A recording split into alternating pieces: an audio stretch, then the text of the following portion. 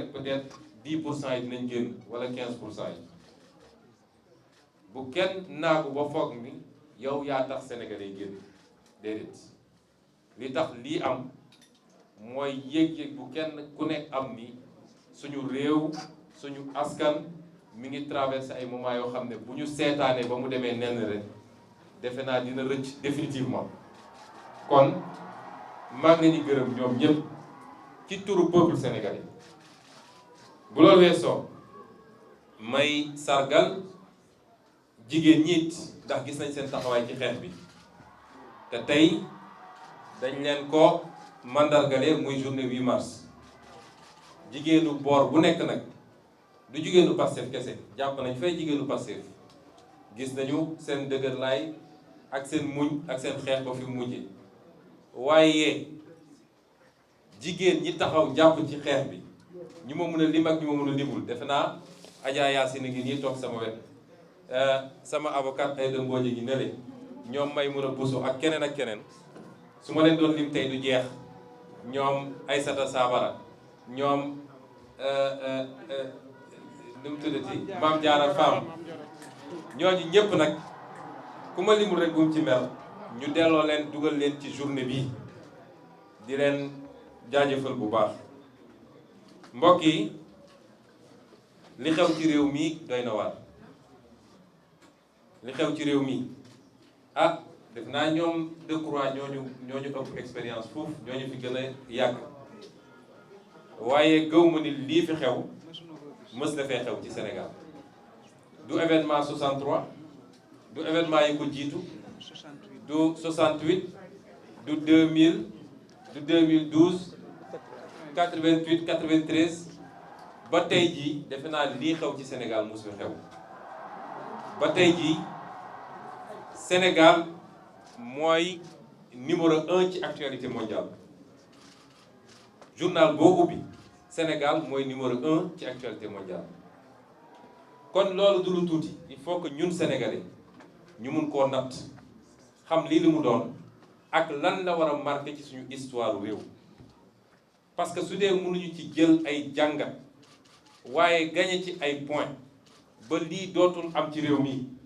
bu boobaa defe naa dañoo sacrifice yi dootul jëriñ dara ñi seen bakkan rot ñi si gaañu te ñu bëri ñeneen ak ñeneen defe naa dootul jëriñ dara kon bu ñu waxee loolu dañuy delloo njukkal ni ma ko defee ci ñi nga xam ne seen bakkan rot na ci te dinaa ci dellu si ma def ko ci ñi gaañu ndax ñi gaañu bëri na te am na ci ñoo xam ne gaañu yu xaw a garaaw la di ñaan yàlla rek mu bañ a weesu foofu di leen delloo njukkal ndax mbir mi ñooma du ñun di ci def nag di ci jagleel ngërëm bu particulier ñi nga xam ne mooy ndawu Sénégal yi la jeunesse sénégalaise di leen delloo njukkal bu particulier nous avons une jeunesse formidable yàgg nañu wax ndawu Sénégal yi nii ndawu Sénégal yi nële déedéet suñu jeunesse dañu am avance ci ñun li ma gëm mooy suñu jeunesse dañoo am avance ci ñun te taxawaay bi ñu taxaw wane na ko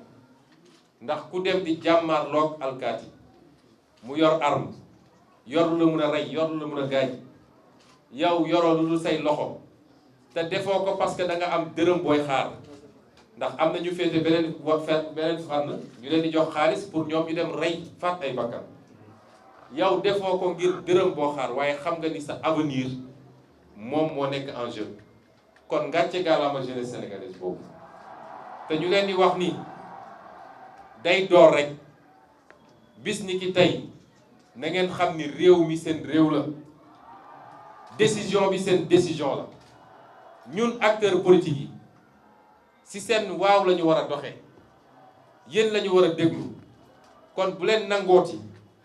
di seetaan ba mbir mi egg foo xam ne buñ ko waree récupérer sax li muy yàq di boo moytul dina ëpp liñ ci mën a jëlee te loolu naa ci dellu si bu si kanam yi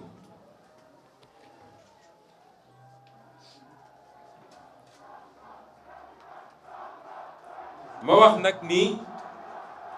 ñooñu ñépp nag nga xam ne sonn nañ ci mbir mi même ñi toog seen kër di ko naqarlu même ñi yor seen kurus ak seen sijaada di ñaan bu ma nekkee fii tey di waxtaan ak yéen xam leen ni yéen a tax ndax bu ngeen amuloon taxawaay boobu waxuma la tey jii waxuma la ajjuma bi passé waaye lundi 8 février laa waroon nekk Rebeuss kon tey du ma toog di wax ak yéen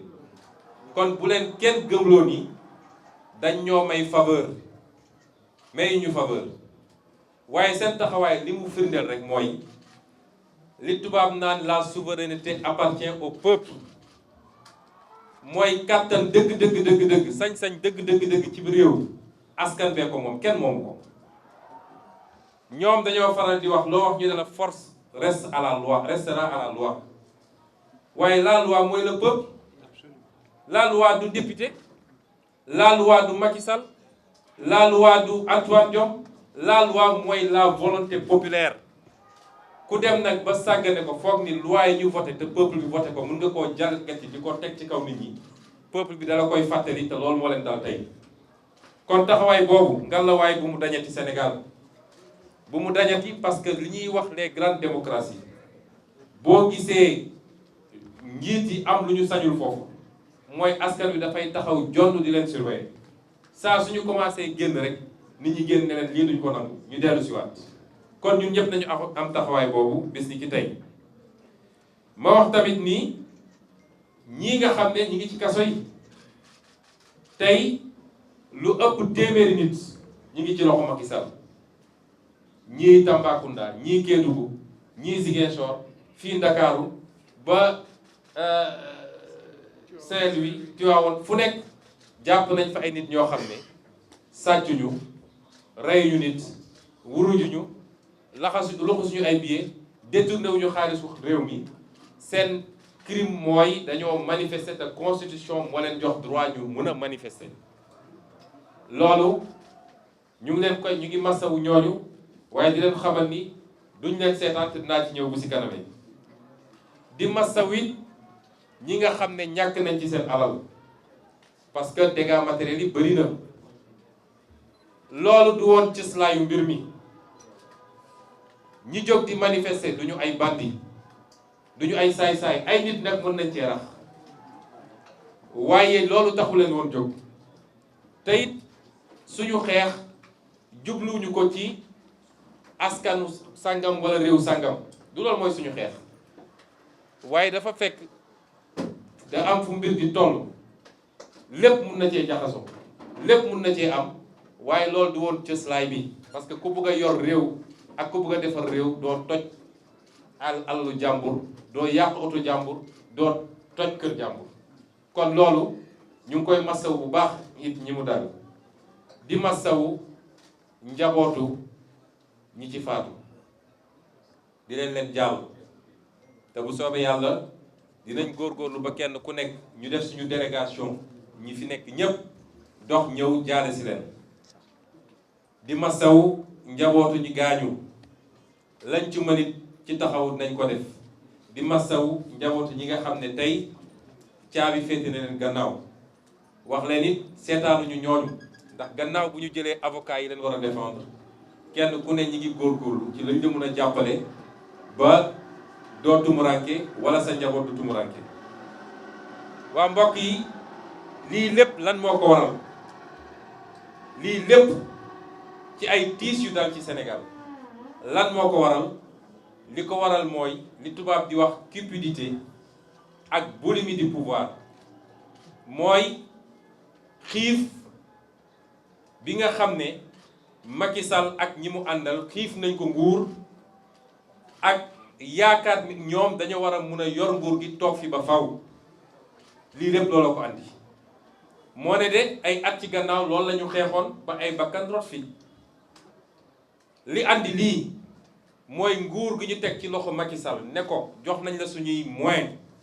jox nañ la budget jox la administration jox la justice jox la armée jox la lépp loo soxla la ñu bëgg mooy nga defar réew mi la ñu bëgg mooy ndaw ñi am liggéey la ñu bëgg mooy nit ñi faju la ñu bëgg mooy tale yu baax Macky Sall wëlbati loolu lépp jël ko mu doon doole bu muy jël di ko teg ci kaw citoyen yi muy kuy politique muy kuy mouvement citoyen muy kuy société civile ku nekk d'accord maag Macky Sall rek teg na doole googu sa kaw. loolu moo ñu andi ci lii mu ànd ci ak ay nitam yoo xam ne duñ ko wax dëgg bal sax boo moytul ñoo ko yées moom ci boppam ndax lii am lépp nag acteurs yi bari na de waaye li ci ëpp acteurs yu ndaw la boo ko doon seet ñeenti acteur la muy Macky Sall Antoine Diome Malick Sall ak Bassirou Gueye ñeneen ñëpp ay suq lañ yoo xam dañ leen di defloo ay ancien directeur du domaine ak ay avocat ak ñooñu ñëpp dañ ay pion lañ waaye ñeent ñii musiba Sénégal yëpp ci jamono ji ñu toll tembe ci ñooñu la. est-ce que jaadu na 16 millions de Sénégalais ñeenti nit rek lëmbe leen est-ce que loolu war nañ ko mën a continuer nangu ci dëkk bi loo wax nag ñu ne la ñun ñoo yor nguur force restera à la loi te loi boobu duñ ko tudd lu dul bu dee opposant loi boobu dañ koy wëlbati pour mun a jot ci opposant waaye ñoom saa suñu waree loi bi war a dal seen kaw mu ne mukk du fi am ñaata nit ñoo fi def njombe yoo xam ne kenn mënu ko tudd te ñi ngi romb Sénégal yi di leen narge loolu nag lañu mënut a nangooti loolu tax nit ñi jóg ne lii dootuñu ko nangu dootu fi am ñu war nag di waxtaan dëgg ndax Macky Sall li ko bewloo bokk na ci ñun sénégalais yi ñenn ci ñun sénégalais yi balaa may dee nit ñi toog ñii naan analyse politique lañu ñii naan lii lañ ñu naan c'est un génie politique parce que yow mën ngaa dal ci sa adversaire mën ngaa complot sa adversaire mën ngaa jënd sa adversaire wëlbati ko ba suy waxati doo xam lu muy wax lu mu doon loolu mooy génie politique ñun on a besoin de génie d'état koo xam ne bu ñu la jënkee réew nga defar réew mi waaye soxlawuñu ay génie politique mooy lañ la dénk nga liggéey ko ba Sénégalais yi soo ne woon sama deuxième mandat jeex na maa ngi dem ñu ne la bàyyi wuñ la parce que résultat nga def waaye jël doole bi ñu la jox rek dal ci kaw nit ñi 9 ans de Macky Sall li fi am musul am ci Sénégal ñaata adversaire la tëj ñaata adversaire la faagagal loolu ba kañ loolu nag lañu mën a tudd nangooti te nag lii mu def dañ koy tuddee ci tubaab haute trahison haute trahison mooy wor bi gën a rëy ci wor yi mën a am ndax moom biñ ko falee dafa teg loxoom ci suñu constitution daal di waat ne waat naa ni dinaa respecter constitution bi lii mu def du respecter constitution bi dinaa nekk au service des Sénégalais lii mu def du nekk au service des Sénégalais ku dem ba yow dong nga wéet ak sa peuple nga wéet yow kundum fi nga nekk ak sa juróomi nit sa peuple nekk en face de toi nga am sañ-sañu yónni sa ministre bu immature mu ne peuple boobu yépp ay terroristes lañu peuple boobu yépp dafa am ay intérêts yu ne seen gannaaw di leen financer ndaw ñii dañoo mës a gis ku leen financer taxaw saaga sa peuple ñépp wéet yow dong sa palais tey soo demee ville soo ko fekkee foofu moom dong ak palais cundum peuple bi yépp nekk fii su dul woon militaire ak armée bu nekk suñu diggante tey jii kenn ay bagages am dañ koy fon loolu foog ngeen ni mooy haute trahison parce que liñ ko joxoon ci ay moyens du woon pour muy comploter contre des adversaires politiques dama wax tey ñu ne ma contrôle judiciaire waratoo wax ci dossier bi ma ne juge bi bu ngeen ci waxee ma wax ci ndax saa su ne dossier amoon na fi dossier Khalifa Sall gis nañ ko dossier Karim wax na su ngeen dégloo nit à 8 heures à 9 heures yéen a koy jox seen benn journaliste mu ne les secrets de l'audition su ngeen ci waxee dinaa ci wax ndax man kenn du ma tënk waaye damay gaaral sénégalais yi wallaahi dama ko waat wallaahi lañ ma tuumal bu amoon du ma nangu benn sénégalais am xoosu waxuma laa bakkan di ci ron parce que bu boobaa du ma yem ci lañ ma def rek kese mais damay doon criminel kon ñii fi faatu tey yépp man maa leen faat loolu duma ko nangu sama kanam borom responsabilité Macky Sall la ak comploteur am ba tax nag ñu ne ab président de la République am na loo xam ne du sa sañ-sañ. amul président de la république boo xam ne war naa féewale peuple am di boole nit ñi ñu jàmmarloo di xuloo wala di xeex. amul président de la république boo xam ne war naa gouverner ci li tubaab di wax haine, ci soxor, ci bañ nit parce que àndul ak yow rek nee na d'accord ak yow nga ne kii tey ma faagaagal ko loolu du président de la république. te ñun ñëpp nag ñu war ko cee bañ a jàppale parce que discours de la haine léegi lay doog a am Sénégal tey de laay doog a dégg Sénégal ñu tudd ethnie nit waasoo nit ci politique wala ñu tudd ngëm-ngëmam ci politique loolu ñun ñëpp kenn waru koo d'accord te di ci woo ñëpp nag ba ci boole média yi ñun ñëpp dañu góorgóorlu opposition de programme de projet d'idée d'accord mais def ay programme semaine bu ne ay nit ñëw taxaw di saaga nit di xas nit di ŋàññ nit di wax ci ñoom moom loo xam ne du dëgg suba du dugg ngoon mu yor njaboot yor ay nit yu ko bëgg yor ay militant loolu mooy taaw réew nañu delloo si suñu xel mbir mi sottante xalaat la opposition d'idée de programme la waaye du opposition personnelle kenn ku nekk deram rek la am waaye xëy suba ba ngoon jot di wax ci nit di wax ci nit di wax ci nit tam ko dëmm wax ci mbokkam wax ci waajuram loolu amu fi woon ci Senghor amu fi woon ci Abdou Diouf amu fi woon ci Abdoulaye Wade mi ngi fii doog a am te dafa war a dakk. Macky Sall moomul réew mi ñun ñëpp ñoo waroon jël suñu responsabilité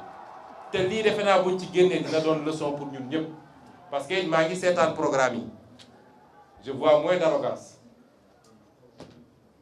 ñenn ñi sax ñëwetuñu dem plateau waaye suñu demee plateau dañuy wax ju sedd est-ce que waroon nañu toog ba egsi fii gouvernance de l'arrogance xëy suba ba ngoon jot di saaga nit ñi loolu ñun ñëpp war nañ cee jël ay jàngat. ku ñu dénk réew ñii nga xam ne ñooy say takk der nga xam ne kaaraange société bi moo leen tax a jóg warloo leen mettre ci benn situation bi parce que takk der yi ma gis ñoo gën a am lu leen naqari fi mu toll nii ndax xam nañu ki ñuy dóor seen rakk la xam nañu ki ñuy gaañ seen rakk la koo ci wéetal xolam seddul ku ñu jox réew war ngaa moytu loolu war ngaa moytu banqaas yi nga xam ne ci nga toog nga mettre leen ci ay situation yoo xam ne ñoom seen bopp dootuñu bëgg dara ci liggéey bi. may rendre hommage nag gendarmerie nationale ci seen professionnalisme ci seen sens de la responsabilité ak seen hauteur. man dama leen mujj naw GIGN bés bu ñu may jàpp ba tey bi ñu may déposé fi ma dem noppalu ji seen loxo laa nekk. brigade de recherche nous avons une très grande gendarmerie ngallaawaay bu ñu caaxaane suñuy institution des professionnels dinañu respecter ordre mais sans zèle sans brutaliser kenn mësuma sax bëmëx kenn mësuma xoos kon ñooñu ku am lu mel noonu àdduna bi yépp ñeeñu ko ngallaawaay Macky Sall bul yàq suñu réew. gendarme boobu gaañu barki démb ci ñi ma yoroon la 12 GIGN yi ma yoroon la di professionnel bu mag a mag a mag un patriote, une fierté pour le Sénégal. ñeewante bi mu amoon ci ñi mu doon sànni grenade bi moo tax mu téyewaat ko hésitation boobu moo yàq loxoom tey kon yooyu nañ ciy bàyyi xel te gëm naa ni mu amee ci gendarmerie la amee ci yeneen corps. kon politicien yi bu ñu yàq suñu diggante ñun biir sénégalais waaye suñu diggante ak suñuy institution rawatina gendarmerie armée police ak keneen ak keneen. di wax tamit ni Macky Sall dafa trahir le peuple sénégalais. Macky Sall mooy le seul responsable de lii xew nii ci réew mi te responsabilité boobu duñ ko bàyyi mu jaas. Macky Sall amul légitimité pour jiite Sénégal tey jii amu ko woon démb tey doog a ñëw ndax man bokk naa ci candidat yi nga xam ne bi ñu génnee 2019 maa waxoon candidat ñeenti candidat opposition yi ne leen position de principe du ne génn nañu génne xale yi ñu xeex de waaye position de principe mooy duñ ko reconnaître amul légitimité il est le président légal waaye du président légitime defe naa mel nu man ci ñeenti candidats yi maa yor position boobu ba léegi mosoo leen ma dégg ma ne ko président Macky Sall laa koy wax parce que légitimul dafa mbuxum élection yi légitimité boobu nag li ci desoon lu tuuti su doon des na moo fi nekkatul kon suñu newoon ci yenn situation yi Macky Sall dañ ko war a wàcce tey jii suñu nekkoon ci yenn situation yi waaye foofu nag laa bëgg askan wi déglu ma nañu déglante bu baax a baax a baax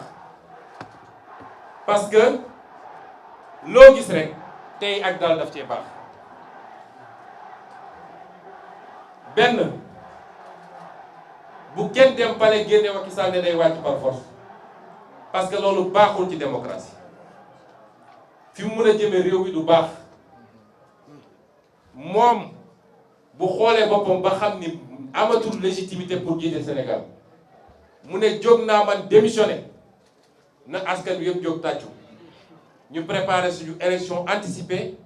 ñi war a dem jàmmarloo waaye bu ko deful nañu ko gunge ba mandaam jeex waaye bu kenn dem ne dañu koy wàcc ñaareel bi yenn borom xam-xam yaa ngi wax déjà gouvernement d'union nationale ñun de sama bopp laa mën a waxal ak ñi ma àndal bokkuñu jegewuñu benn xeetu gouvernement bu Macky Sall parce que dañ koo nawloo wut ba war a mën a ànd ak moom ci gouvernement parce que koo dem ba ni def na haute trahison mënatoo wala ku ànd ak moom ci ay gouvernement léegi nag mu des fi ma bëgg a waxtaan ak Sénégalais yi révolution bi am na ba noppi kenn mënatu koo arrêté bu ñu ne woon compet Ousmane Sonko yóbbu wala ñu def ko Decroix ñu def ko Cheikh Tidiane Dièye wala Khalifa Sall wala ku munti doon du tee lii ma gis nii ci ndaw ñi kenn mënatu koo arrêté la révolution est en marche te gën see gudd 2024 ñu mottali ko la ca des mooy nañu bañ def erreur yi nga xam ne réewu Afrique yu bëri def nañ ko mooy dañuy conduire seen révolution ba dégg ci cappaandaw bi mu am ñu ñëw ne ko coppet rawatina nag armée parce que réew am na fu muy toll armée day jël mbir mi te ñaare armée day am ay puissance yu bokkul fii yoo xam ne dañuy jël seeni nit préparer leen pour ñooñu jël réew mi bu ñu sàgganee ba armée jël réew mi lépp lu ñu doon yóotu ak di ko préparer dañ ko ñàkk moo tax ma ne nañu bu ñu syndrome malien baa ngi fii keroog bu ñu defee seen révolution bay waaj a yegg ñu ne armée génn na ñun ñu topp ci char de combat yi di tàccu laa ne mbir mi jeex na ñàkk nañ ko noonu la amee feneen ak feneen ak feneen moo tax révolution bi am na ba noppi Macky Sall mënatu koo téye kenn mënu koo téye kon nañ ko encadrer parce que stratégie dafa baax ci lu nekk du lépp nag la ñuy wax ci télé waaye suñu responsabilité ñun ñëpp askan bi mooy nañ ko encadrer ba yegg fi ñu bëgg a yem waaye nag teewul loolu tekkiwul nag ni dañoo firi Macky Sall rek di ko seetaan nañ koy encadrer mooy dañuy exiger imposer benn agenda à partir d'aujourd'hui parce que loolu la peuple bi bëgg te peuple bi mooy imposer le rapport de force kenn ci ñun mënul imposer rapport de force isolément ñun ñëpp suñu dajaloon suñu parti mënuñu ko peuple bi moo mën a exiger imposer rapport de force boobu nag bokk na ci benn lu ñuy exiger la du lu ñu ñaan Macky Sall de amul layam yi lu ñu exiger Macky Sall la bu ci njëkk mooy ñii nga xam ne seen bakkan rot na ci mbir mi te muy responsabilité moom Macky Sall nañu jox ndàmpaay seen waa famille mënul tax ñu rattraper li ñu ñàkk waaye loolu le minimum la ñu bañ a gore di ba mel ni moom ndax moom bi nit ñi xeexee 2011 ba ay bakkan rot ci bi mu toogee ci nguur bi da leen a fàtte ñenn ñi sax commencé ñaxtu ñu tëj leen kaso ñii nga xam ne seen bakkan rot na ci exigence Macky Sall ak état du Sénégal dañu war a jox ndàmpaay seeni famille. ñaareel bi mooy ñi ci gaañu dañ leen war a jox indemnité civile et militaire nag laa wax dañ leen war a jox ay indemnité jàppale leen ñu mën a faju ci ni mu gën a rafete ñaareel bi du lu ñuy ñaan Macky Sall tamit mooy prisonnier politique yi mu jàpp na leen libérer immédiatement et sans condition immédiatement et sans condition te nag premier point bi ma njëkk a wax gannaaw bu ñu nee réparation ñu ngi exiger ñu ubbi une enquête indépendante parce qu'il faut ñu xam kan moo tiré ak kan moo rey ay affaire Balla Gaye jaar na fi leneen ak leneen ba léegi kenn xamul lu xew ak kan la loolu tax nit ñi di am fit defaat enquête indépendante ñuy wax nag ni ñu ngi déposer une plainte auprès de la Cour pénale internationale parce que lii c'est des crimes contre l'humanité te ci nguuru Macky Sall la xewee fii Sénégal ñetteel bi mooy bis ni ki tey dootuñu nangu Macky Sall di persécuter les opposants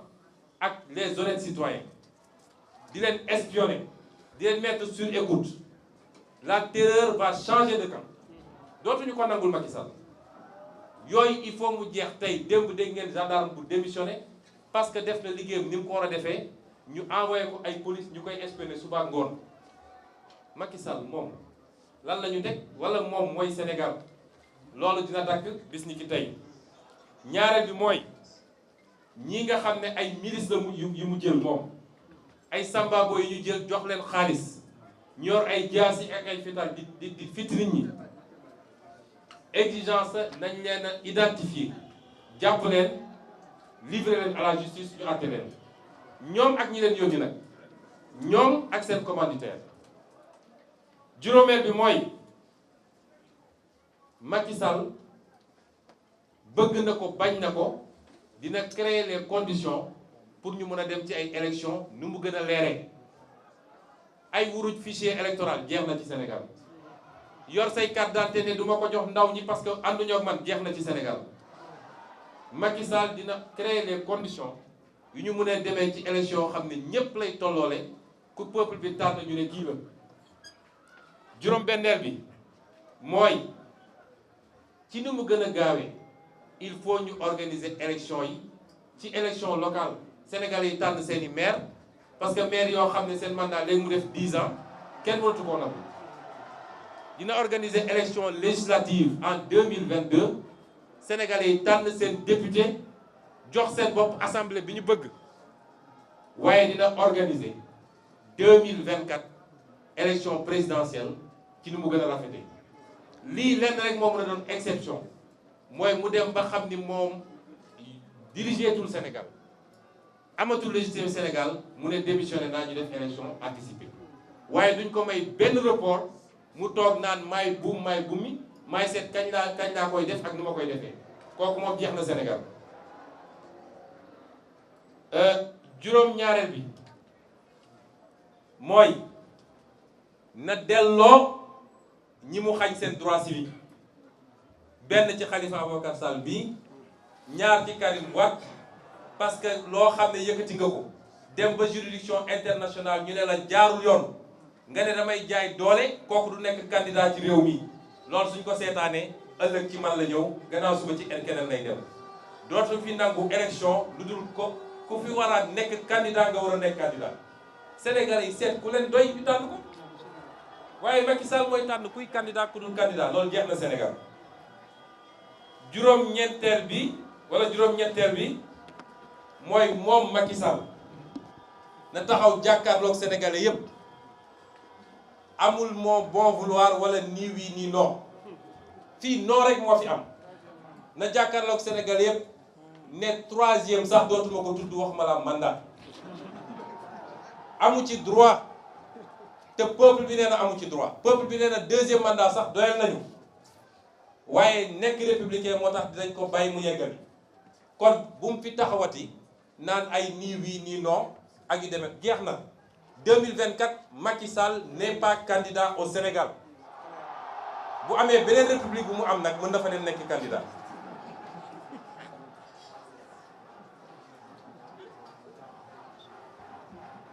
lii lépp nag dafa am lu mu àndal dafa am lu mu ànd ak mooy li may ñaan le peuple particulièrement les jeunes bu mobilisation bi wàññeeku mukk nag tey lañu war a gën a mobiliser wu chacun et chacune kenn ku ne ci ñun am na sañ-sañu jëfandikoo àqam bi nga xam ne constitution moo ko may ni man du ma nangu ku ma noot loolu ngeen def tey jii loolu ngeen def fan yii yëpp weesu nañu continuer mobilisation boobu waaye na doon mobilisation pacifique parce que dafa am lu Macky Sall foqati woon ci ñun mooy kenn amatul woon sañ-sañu def rassemblement wala nga def marche tey won nañ ko ni ki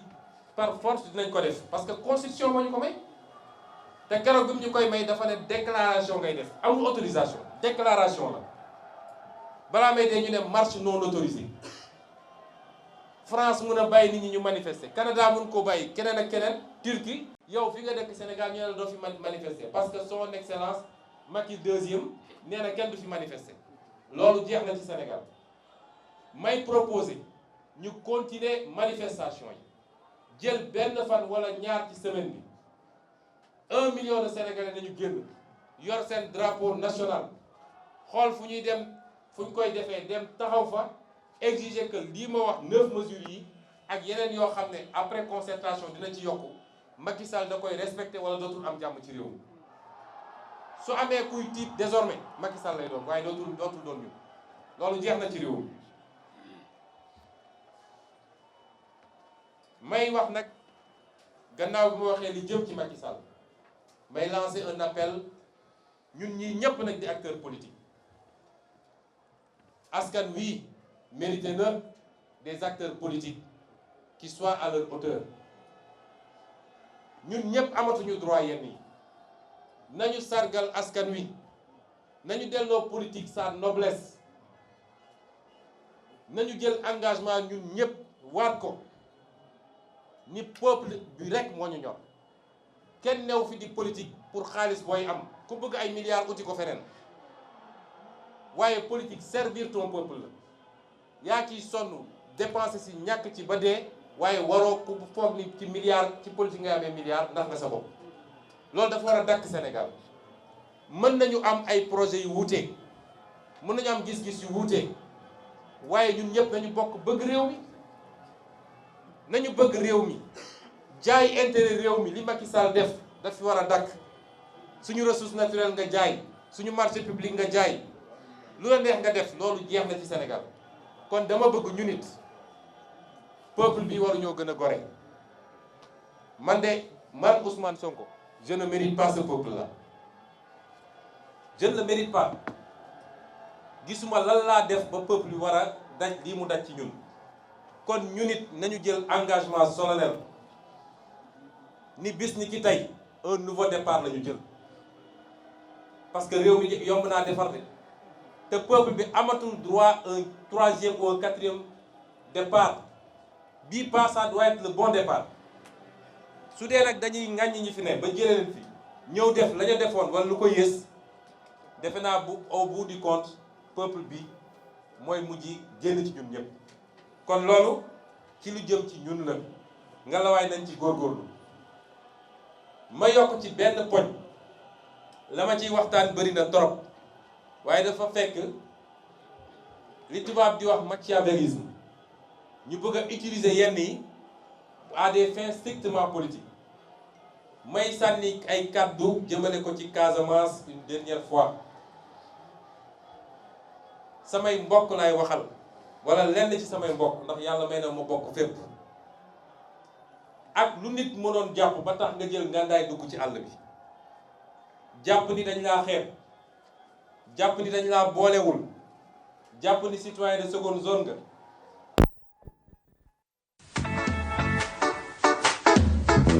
Thank you.